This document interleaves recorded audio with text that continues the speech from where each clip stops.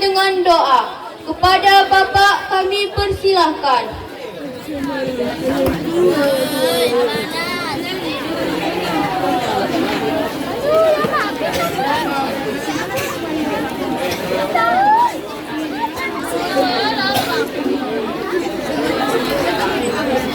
Kalau jaket Pak ganting mantan awak.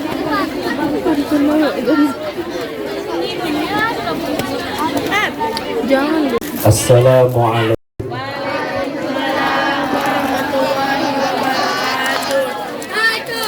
Alhamdulillah.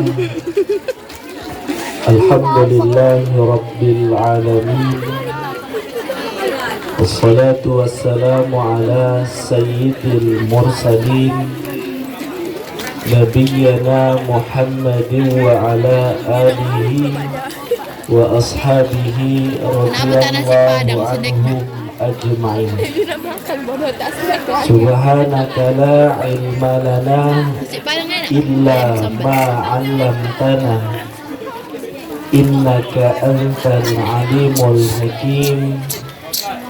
Rabbi shrah li sadri wa yassir li amri wahlul 'uqdatam min lisani yafqahu qawli yafqahu qawli. Yang sama kita hormati dan yang kita muliakan Bapak Haji Muhammad Kosasi, tokoh masyarakat. Alhamdulillah saya setiap mendengar acara-acara agama pasti terdengar nama bapaknya. Iya ibu, ada acara keagamaan di MUI nampak saya nama bapaknya. Yang sama kita hormati dan yang kita muliakan Bapak Kepala Sekolah SMP Negeri 4 Kota Tanjung Balai beserta staf dan jajarannya. Yang sama kita hormati dan yang kita muliakan Bapak Ibu Guru staf pengajar di SMP Negeri 4, wabil khusus guruku Ibu Maisarah. Ibu ini tak nampak awak pun mukanya, dengar suara saja udah ingat. Betul. Tadi saya bu tak nampak orangnya, cuman macam ingat suaranya. Banyak kenangan saya Pak sama ibu nih. Bercinta kamu ya. Betul. Bersyukur kita kepada Allah atas limpahan nikmat yang sampai hari ini Allah masih berikan kepada kita. Baik itu nikmat iman, nikmat yang telah Allah berikan kepada kita. Allah sindir manusia dalam Al-Quran, Allah singgung manusia dalam Al-Quran. Kata Allah dalam Al-Quran, Bismillahirrahmanirrahim, wa in ta'uddu ni'matallahi la tuhsuha. Maka jika engkau ingin menghitung nikmat yang kuberikan kepada dirimu, engkau takkan sanggup. Kalau bahasa Tanjung Balai, kalau ondak bekiro nikmat yang kukasih ini, takkan tekiro kau itu. Karena bukan tugas manusia untuk menghitung-hitung apa yang dikasih oleh Allah. Tugas manusia adalah bersyukur. Makanya kata Allah dalam Al-Quran, la in syakartum la azidannakum wa la in kafartum inna azabi lasyadid. Bersyukurlah engkau kepadaku, maka akan kutambah apa yang kuberikan kepada dirimu. Saat ini Allah kasih kita nikmat sehat, gunakan nikmat untuk ibadah. Saat ini Allah kasih kita nikmat gampang menangkap pelajaran. Asalkan ditorangkan guru sekali langsung lengket, ditorangkan lagi lengket lagi. Gunakan itu untuk ibadah anak-anakku. Jangan sampai karena pintarnya kamu sombong sama guru. Tak ada bahasa mantan guru di sini. Saya sebagaimana ceramah di mana-mana tetaplah junjung tangan sama Bu Mai. Kalau tak karena cubitannya dulu, tak menjadi. Nih kan Ibu. Salah satu yang ingat saya, yang menampar hati saya, lagu Bu Mai lah dulu. Sadarlah diri, tahu diuntung. Kadang kok dihayati kok ada semaknanya itu. Aduh kadang ibu anak yang sudah bodoh tak mau belajar, jolek pula, tak sadar diri. Makanya aku dulu jolek, dulu jerawat banyak, pendek, hitam. Dengan punya ibu nih. Sadarlah diri. Mak bayar sadar awak bayar diri. Tahu diuntung. Makanya kamu sepintar apapun nanti kamu, jadi macam mana pun nanti kamu, guru tetaplah guru. Tak ada bahasa mantan guru itu, tak ada bahasa.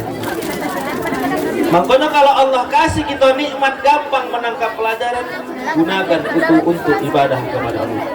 Sesuatu yang digunakan untuk ibadah kepada Allah, akan Allah tambah keberkahannya. Paduka Bapak Ibu jamaah hadirin yang dirahmati oleh Allah, ketika saya masuk tadi dari gerbang itu macam yang bertanya-tanya hati ibu bapak, kenapa lain yang datang? Biasanya janji kita yang datang ganteng, kenapa yang datang ini ganteng kali?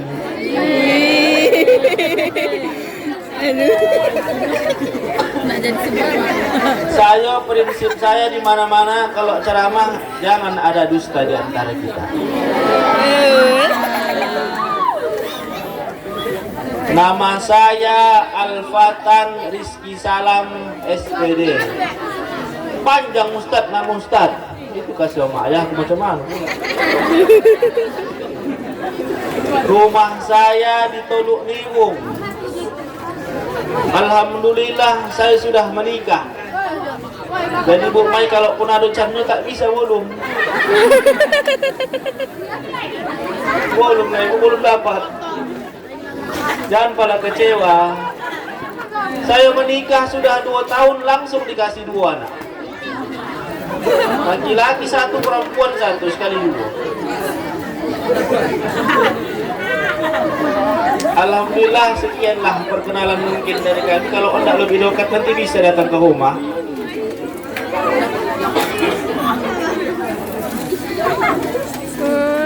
Bapak Ibu hadirin yang dirahmati oleh Allah, saat ini kita dikumpulkan dalam rangka peringatan Isra wal Mi'raj. Isra wal Mi'raj adalah sebuah peristiwa yang ditujukan kepada Rasulullah untuk menguji para sahabat yang saat itu bersama Rasulullah. Peristiwa Isra wal Mi'raj adalah peristiwa yang kita kaji harus dengan keimanan. Harus dengan keimanan. Takkan mampu otak manusia mengkaji peristiwa Isra wal Mi'raj. Bayangkan dari Masjidil Haram ke Masjidil Aqsa. Itu kalau kaji otak, kalau naik unta sekoncang-koncangnya sampai 3 bulan. Naik ke langit ke-7 Sidratul Muntaha, Rasulullah tempuh itu dalam waktu kurang lebih 6 jam. Berangkat setelah Isya sampai sebelum subuh. Kalau kaji otak tak mungkin. Karena prinsip manusia ada sebab, ada akibat. Mohon maaf anak-anakku, kamu ni sebab, kamu ni akibat. Sebabnya ayah mak kamu. Tapi kalau Allah mau, Nabi Adam tak ada mak ayahnya. Jadi Nabi Isa tak ada ayahnya, bisa hamil Maryam. Kalau Allah mau jadi. Tapi mohon maaf Bu, banyak kini belum hendak jadi Siti Maryam. Banyak kini hendak belum melahirkan tak ada ayahnya. Tapi bukan anak kita baik-baik mungkin di sini. Jangan sampai saya dengar di luar nanti anak sekolah SMP Negeri 4 melahirkan tak ada suaminya. Makanya peristiwa Isra wal Mi'raj ini adalah peristiwa yang menguji keimanan kita. Ketika selesai Rasulullah melaksanakan Isra wal Mi'raj, dia duduk di kota Mekah. Katanya ditanya oleh abu-abu yang ada di situ, "Ya Muhammad, kemana kau tak nampak-nampak?" "Aku baru Isra wal Mi'raj dari Masjidil Haram ke Masjidil Aqsa, terbang ke Sidratul Muntaha." Apa kata Abu tu? "Gila engkau Muhammad. Mana mungkin perjalanan sejauh itu kau tempuh dalam waktu 1 malam?" Saat itu para abu-abu yang ada di situ mengkaji peristiwa Isra wal Mi'raj dengan otak mereka sendiri.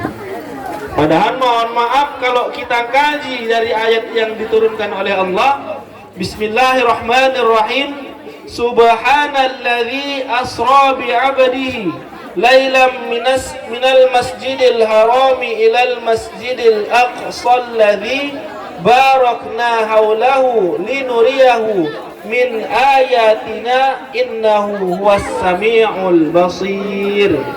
Maha suci Allah. Yang pertama kalimatnya di sini Allah memuji dirinya sendiri. Karena peristiwa ini maunya Allah. Maha suci Allah yang telah memperjalankan. Ingat, di sini Allah mengatakan Maha suci Aku yang telah memperjalankan hamba-Ku. Berarti dapat kita lihat di sini yang aktif bergerak Allah. Rasulullah cuman mengikut. Kalau kita kaji dengan logika lagi gampang ini. Contoh.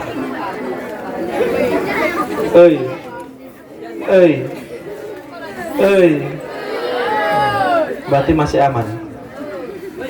Contoh, ke Medan kamu.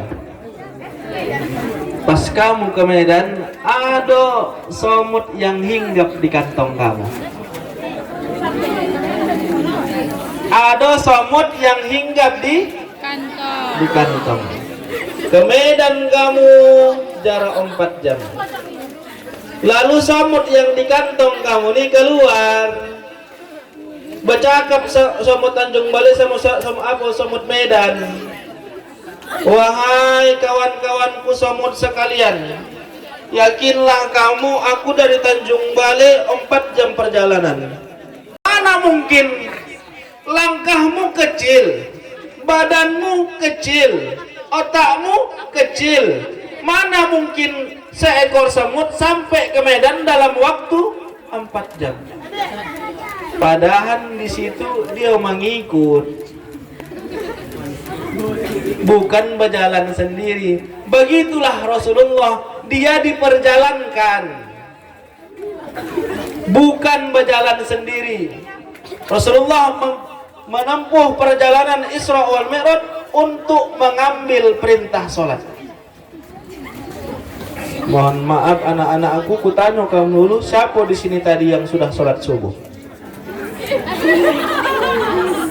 Kok membongak, ku suruh nanti guruku mencubit kamu.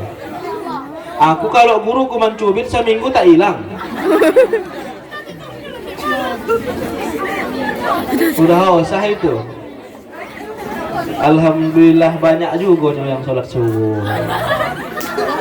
Sholat subuh ini adalah ujian yang paling berat. Kadang mohon maaf Bapak Ibu, yang azan pun batuah. Yang azan ini kadang lembut, kurang lembut. Udah itu pun yang azan kadang di masjid ketika sholat subuh atau banyak. Malu kamu pemuda kalau azan subuh kamu tak bisa. Taulah kalau atau azan yang polanan suaranya. Allah.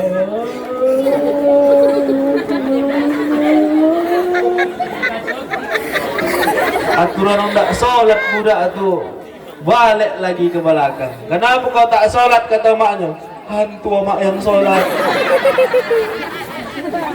Ajan tak semangat. Makanya fungsi digunakan ini peringatan Isra wal Mi'raj ini agar kamu ini di kampung kamulah tukang ajan. Kalau ajan subuh macam tentara buat. Allahu Akbar, Allahu Akbar. Jangan lagi lombe-lombe. Kalau tak bangkit semua itu, pahala jariah untuk kamu. Ini orang ajan tahulah atau ibu. Napasnya Senin Kamis. Senin bernapas, Kamis dibuangnya. Minggu lembut kurang lembut dia aja. Dia macam panci kau. As-salatu khairum minan naum. Oh, sahaya kamu nadakan. Capek kamu ajan tarik selimut nyawa tuh. Makanya perintah sholat ini ada 3 sifat yang dihasilkan dari sifat sholatnya. Makanya kalau tak ada 3 sifat di dalam diri kita, mungkin kualitas sholat kita belum ada di hadapan Allah. Yang pertama, orang yang sholat itu meningkat kepeduliannya kepada orang lain. Ada orang yang kurang mampu, di samping rumahnya dia bantu. Ada orang yang anak yatim, di samping rumahnya dia bantu. Makanya ketika ada orang yang sholat tapi sombong dengan orang lain, tak ada gunanya arti sholatnya. Apa kata Allah dalam Al-Quran? Bismillahirrahmanirrahim. Ara'aital ladzi yukadzibu biddin. Tahukah kamu siapa orang yang mengatakan beriman kepadaku? Tahukah kamu siapakah orang yang mengatakan aku Tuhannya, tapi kukatakan bohong imannya, kukatakan dusta imannya. Bahkan ketika ia melaksanakan ibadah puasa Ramadannya, kukatakan bohong puasanya. Ada orang puasa tapi Allah katakan bongak puasanya. Ketika dia sholat, kukatakan bohong sholatnya. Ada orang yang sholat, Allah katakan bohong sholatnya. Bayangkan kamu anak-anakku rajin kamu sholat 5 waktu, Allah katakan bongak sholat kau. Ada orang yang sholat tapi Allah katakan bongak sholatnya. Fadzalikal ladzi yad'ul yatim. Orang yang pembongak dalam beragama, dalam ayat ini dikatakan orang yang menghardik anak yatim, menyakiti hati anak yatim, bahkan yang lebih parah lagi memakan hak anak yatim. Wala yahuddu ala ta'amil miskin. Dan orang yang tak mau memberi makan orang-orang yang miskin, dan orang yang tak mau peduli dengan orang-orang yang miskin. Kalau kamu anak-anakku, kalau ada kawan di semeja tak ada penanya, kasih pinjam.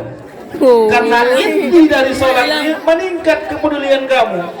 Kalau ada kawan kamu yang sudah melenceng perbuatannya, nasihati.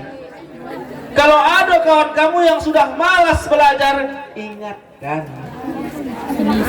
Tugas kita di sini cuma mengingatkan. Tugas saya ceramah di sini cuma menyampaikan. Masalah kamu hendak berubah, urusan kamu dengan Allah. Makanya perihal sedekah ini, Bapak Ibu, anak-anakku, pernah kami baca dalam sebuah kitab. Ada ketika orang yang sudah sakaratul maut,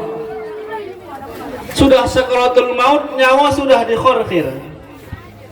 Ketika saat itu dia minta sama Allah, ya Allah, izinkanlah aku untuk hidup 1 hari saja ya Allah. Ya Allah, izinkan aku untuk hidup 1 jam saja ya Allah. Ya Allah, izinkan aku hidup 1 detik saja ya Allah. Apa kata Allah? Apa yang hendak engkau lakukan? Ma saddaqo, aku hendak bersedekah ya Allah. Ibnu Qayyim Al-Jauzi menjelaskan mengapa dia tak minta yang lain-lain. Dijelaskan di situ sedekah adalah salah satu yang dapat meringankan sakitnya sakaratul maut. Sakitnya sakaratul maut, kata Rasulullah, bagaikan 70 kali tebasan pedang di tempat yang sama. Seenak-enaknya itu. Rasulullah yang sudah dijamin surganya, Rasulullah yang sudah dijamin tak ada dosanya, ketika dicabut nyawanya, wahai malaikat maut, beginikah sakitnya mati ini? Beginikah sakitnya sakaratul maut ini, wahai malaikat maut? Kalau begitu malaikat maut, limpahkan separuh sakit kematian ini kepadaku. Limpahkan separuh sakitnya mati ini hambaku kepadaku, malaikat maut. Makanya nanti kalau kita mati ini, setengah yang kita rasakan kuasi, setengah lagi sudah di-DP-kan Rasulullah. Begitulah Rasulullah sayangnya sama umat. Makanya yang pertama diharapkan timbul dalam diri kita ketika kita rajin melaksanakan sholat, timbul rasa peduli dengan orang lain. Yang kedua, orang yang sholat tak pemarah. Orang yang sholat sabar. Allah janjikan, Rasulullah janjikan, barang siapa yang sabar, surga tempatnya. La takhdab walakal jannah. Janganlah engkau marah, niscaya surga bagimu. Bapak ibu anak-anakku yang dirahmati oleh Allah, pernah kami baca buku, tapi lupa saya judulnya. Katanya kalau orang marah, dia lupa dengan semua dunia ini. Orang marah, dia lupa dengan Allah. Contoh, omak-omak kalau marah sama anaknya, lupa dia itu anaknya. Contoh, mohon maaf bapak suami kalau marah sama istrinya, lupa dia istrinya. Kamu anak-anakku kalau marah kamu sama abang kamu, lupa kamu sama abang kamu. Kenapa Ustaz katakan begitu? Suami ketika marah dengan istrinya tak manggil sayang bebek lagi. Apa Ustaz manggil kau? Kamu sama abang kamu biasanya manggil abang, manggil abah. Pas berkelahi onda hati kau di rumahnya. Omak ketika marah sama anaknya, padahal ingat dia itu anaknya, ketika marah tak manggil apa lagi. Tak banyak saya dengar ada omak mengatakan kalau dia marah sama anaknya, cocoklah kau anak ini, cocoklah kau anak kucing. Perkataan seorang ibu kepada anaknya itu doa. Ibu katakan anak tupe bosar jadi tupe melompat-lompat saya ke wajah. Ibu katakan mohon maaf anak B2 bosak menyuruh saja bawaannya. Ada anak gadis orang diseruduknya, ada anak laki-laki orang diseruduknya. Doa omaknya. Makanya mohon maaf Bapak, saya bukan ondak cakap cemana-mana. Wali kota sekarang nih Pak, ibu itu hasil dari doa omaknya Pak. Bapak Waris Thalib, doa omaknya diwarisinya yang elok-elok tuh. Doa omak. Ternyata pernah kami baca Bapak, Abdurrahman Asy-Sudais, Imam Masjidil Haram, ketika diganggunya omaknya masak lontong, datang dia dari pasar membawa pasir segonggam, dicampakkan juga kuah omaknya. Reaksi ibu kalau udah capek memasak diganggu anak macam mana ibu? Tapi apa kata Oma Abdurrahman Asy-Sudais? Wahai anakku, pergilah kau ke masjid jadi imam. Doa yang keluar dari mulutnya, bukan sumpah serapah. Makanya ibu kalau marah sama anak-anak kita di sini jangan sumpah orang ibu. Doakan saja kalau jahat orang ini, cocoklah kau DPR. Maaf ya Bapak, macam ini orang saya Bapak. Marah ibu lagi, ada orang yang ribut lagi. Cocoklah kau jadi camat. Sukses orang niki to yang sonang ibu. Ndak urusan awak sonang. Ibu tengok lagi ada yang masih malas belajar, jangan sumpah. Mohon maaf, salah satu kelemahan kita sebagai guru saat ini gampang menyumpah murid, gampang mencaci murid. Makanya bapak saya sama orang tua dulu orang tua dulu kalau marah sama anaknya, anak batuah kawaya, tapi udah loput giginya itu. Batuah kawaya jadi orang kau besok yo, batuah kau. Anak-anak omak-omak sekarang, ibu-ibu sekarang kalau marah sama anaknya, mohon maaf, macam dajjal tingkah kau jam. Bosak jadi dajjal dia. Siapa gurunya? Ibu pola. Makanya kalau Bu Mai dia kalau marah menyanyi tuh kan. Tapi sadar ibu kami semua. Aduh kawan saya yang tentara murid Bu Mai. Aduh kawan saya yang jahat jadi tokeh. Lagu tuh menampar awak bukan tangannya. Walaupun tangannya sesekali juga kadang. Cuman mohon maaf, itu yang saya ingat yang membuat saya rajin belajar. Takut saya kalau tak belajar kau cubit. Terakhir jadi keenaan belajar. Kamu pun jangan kamu anggap marahnya guru kamu ini bonci sama kamu. Ini mohon maaf, macam mana kamu tidak menerima pelajaran tuh kalau kamu bonci sama gurunya? Kalau cinta kamu sama guru, ku tengok yang cantik-cantiknya guru kamu nih ya.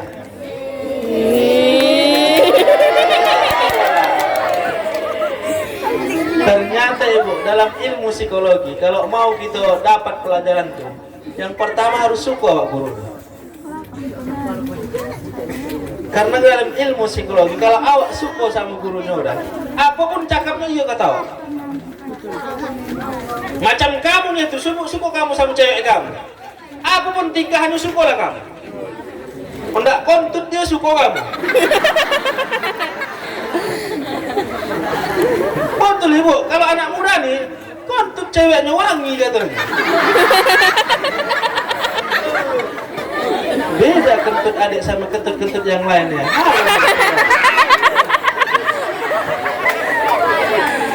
Lain. Itulah kuncinya kalau kamu udah suka sama orang. Makanya apa pelajaran menurut kamu yang payah? Kuncinya satu, harus suka kamu sama gurunya. Aku dulu PPKN di Mangambangnya aku. Kenapa cerita pasal ini, pasal itu, Pancasila lagi. Tapi lah suka aku sama Bu Mai. Bisa masuk sikit-sikit, walaupun tak semua.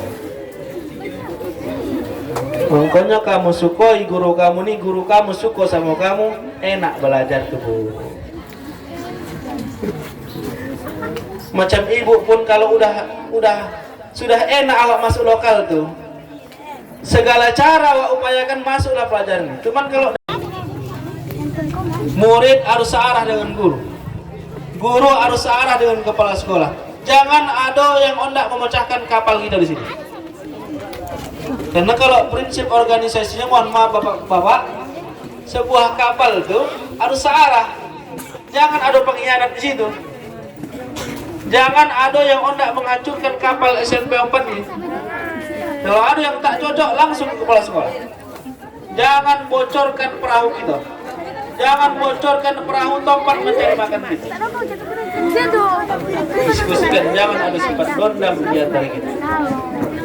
Ke Bapak Ibu hadirin jamaah adik-adikku yang dirahmati oleh Allah, kesimpulan dari tausiah kita pada kesempatan yang singkat ini, yang pertama, sifat yang dihasilkan dari sholat itu peduli dengan orang lain. Jangan sampai kita tak peka dengan lingkungan kita. Ada kawan kita yang kesusahan tak kita bantu. Ada kawan kita yang kemalangan tak kita datangi. Yang kedua, orang yang sholat itu penyabar. Bahkan ada satu kalimat yang ketika diucapkan oleh kaum oma-oma itu jadi doa ke orang lain. Bayangkan ibu kalau ucapan itu buruk jadi doa sama anak-anak kita, menyusul untuk awaknya. Makanya kalau sekarang kalau marah sama murid-murid ini, sumpah orang yang elok-elok. Cocoklah kau jadi ilmuwan pun. Walaupun dia jahat, cocoklah kau jadi presiden. Bang bandel lah kau jangan. Ondak jadi DPR kau besok. Doakan dengan elok. Cakap ibu itu jadi doa untuk orang. Yang ketiga, ini masuk bulan Ramadan, mari kita bersihkan hati kita. Jangan ada dendam dengan orang lain. Mungkin itulah yang dapat kami sampaikan. Kami pun tak tahu yang mana yang bagus yang bisa hadirin ambil. Mohon maaf atas segala kekurangan. Billahi taufiq wal hidayah. Assalamualaikum warahmatullahi wabarakatuh. Waalaikumsalam.